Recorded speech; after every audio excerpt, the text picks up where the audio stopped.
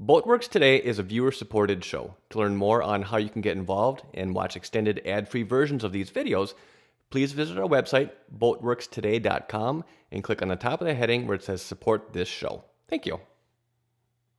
So welcome back, everybody. I hope you're all doing well. My name is Andy with Boatworks Today, and this week I'm going to try and make essentially a solid molded insert to fit down in this space here. Now, essentially what I'm looking for this insert to do is to cover the sides all the way around top to bottom, because when this is all said and done, I want this area to eventually be a nice looking finished off storage locker. Now, there are a number of materials that I could use for doing this. One of them being, a little scrap piece I have on hand. This is what you call polycore. It's essentially like a honeycomb type of a plastic material. And while this will certainly take the radius, that's needed in the corners of this locker, it's a little thick. I think the minimum thickness that this material and a lot of other materials come in is a minimum of 1/4 inch. And to be honest, I'm more interested in something that's closer to like 1/16 of an inch. Really, all I want this stuff to do is to act as a backer so that when I go ahead and... Now, essentially what I'm looking for this piece to do is basically just act as a backer, because once it's in place, I'm going to go ahead and grind the tapers all the way around and tab it all in. I just need something for when I'm doing that, something to be able to push the new glass against and build it up. So my first attempt on this is going to be just basically taking a swing at it using solid glass. And for this, I'm going to try using 1708 and 2:1 Totalboat epoxy. Now, before we get into the video, I want to talk a little bit about this week's sponsor, which is Skillshare. So Skillshare is an online service that I started using a couple of months ago. And initially it was to try and learn more about editing, storytelling, and that kind of thing. But the more time I spent looking around some of the other 25,000 other classes that they offer, I found some really, really excellent courses on like time management and ways to increase productivity. And these are things that most people struggle with, and myself included. So to try and help myself to get better with this, Skillshare is where I'm going to be going to do this. To kick this promotion off, Skillshare is giving away 2 months of unlimited access, and then after that, premium memberships are just $10 a month. And one class in particular that I found very helpful is by Mike Vardy. Now, if you're anything like me, you typically have 11 to 12 hours worth of things to get done in an 8 to 9 hour day. And what's unique about this class is that he goes through and he shows you how to structure each day and kind of prioritize so that you're able to focus on the things that actually matter and get those things done in any given week. So click the link down below in the description to start your free trial and learn something new this summer from the convenience of your own home. I mean, it doesn't get any easier than that. So with that said, I want to say thank you to Skillshare, and let's get into the video.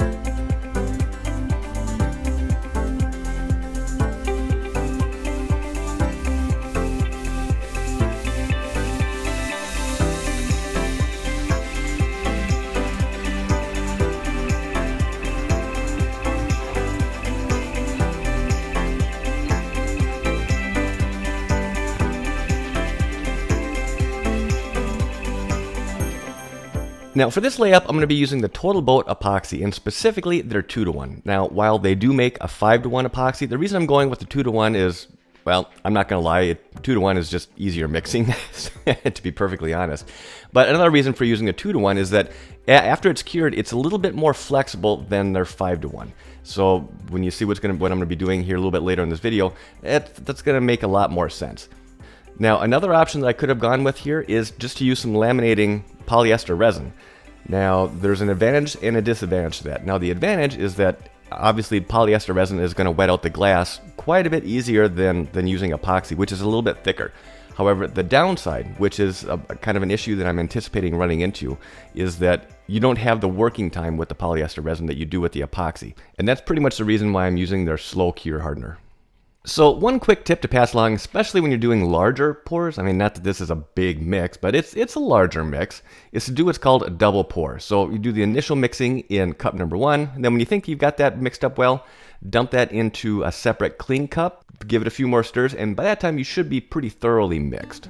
So what I'm wetting out here is a single layer of 1708, and this was cut to 16 inches wide and roughly 8 feet long. Now, I'll admit I got a little bit lucky here with the amount of resin or epoxy that I mixed up, because I mixed up a total batch of 24 ounces of 2-to-1 epoxy, and that ended up being just barely enough to completely wet out and saturate this strip of 1708. Now, after all the epoxy is kind of worked into the glass, I'm going to come back over with a fin roller just to really drive that epoxy down into the fibers of this 1708. Now, when this is all said and done, kind of what I'm hoping the end result's going to be is that I'm going to have a fairly stiff panel, you know, going across the 16-inch width. But looking at it lengthwise, I'm hoping that there's still going to be a fair amount of flexibility there to take some radiuses. I don't know. I guess we'll find out here. But right now, I guess the only thing that's going through my mind is I really hope this is going to peel off the plastic in the morning. So I'm going to finish getting this buttoned up and then put it to bed for the night, and we'll see how things turn out the following day.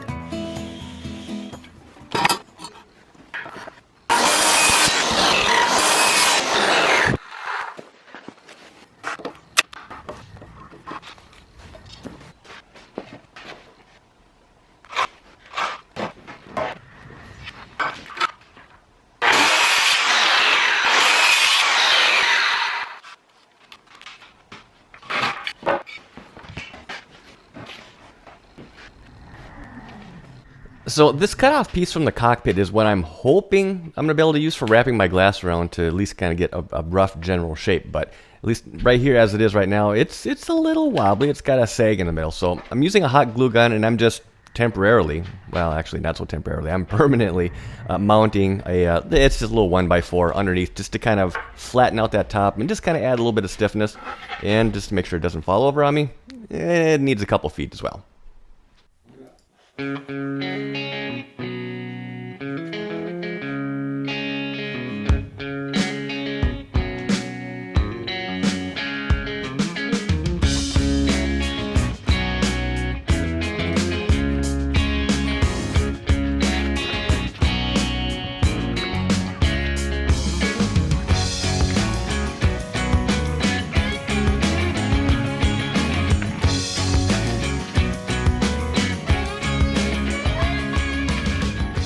So this first piece of glass that I just wrapped over the form here is that 16x8 piece that we laminated earlier on in this video, and right now it's just held in place with some hot glue.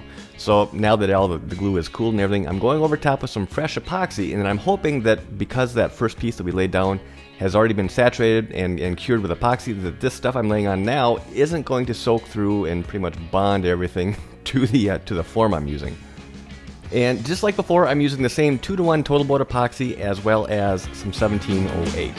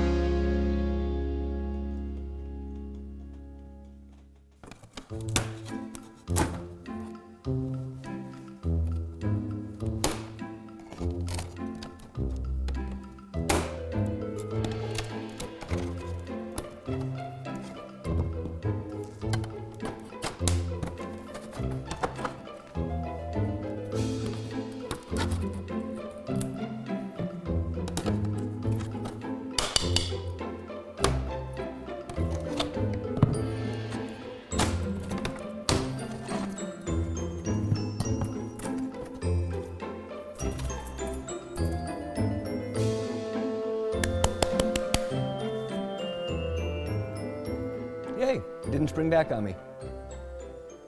Sweet.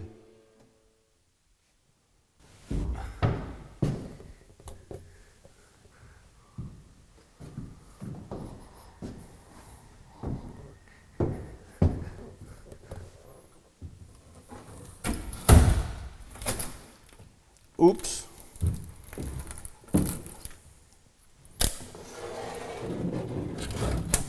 Look at that.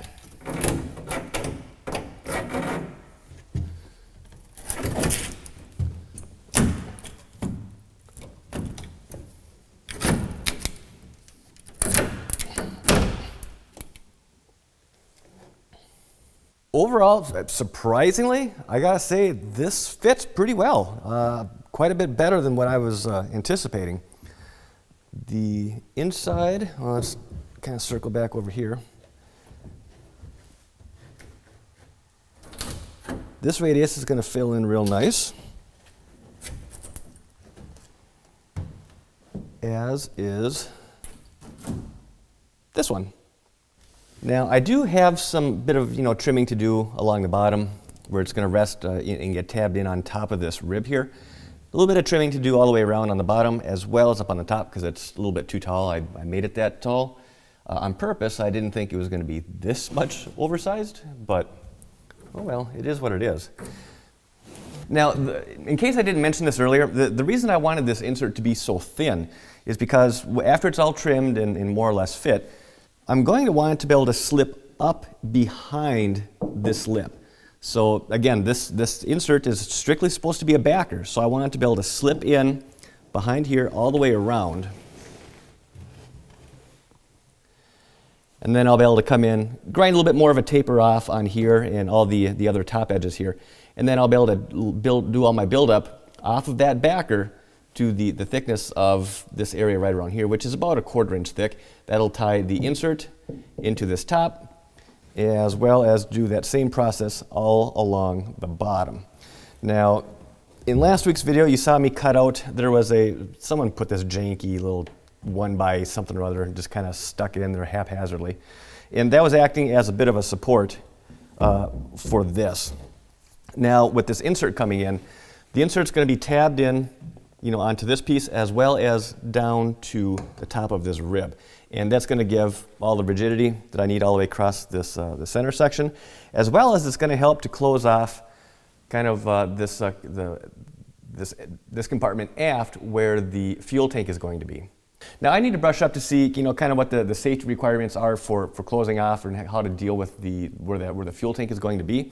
I'll be looking into that here in the coming weeks. But for right now, I'm very, very happy with how this is turning out. Like I said, a hell of a lot better than what I was anticipating, so I'll take it. A win's a win.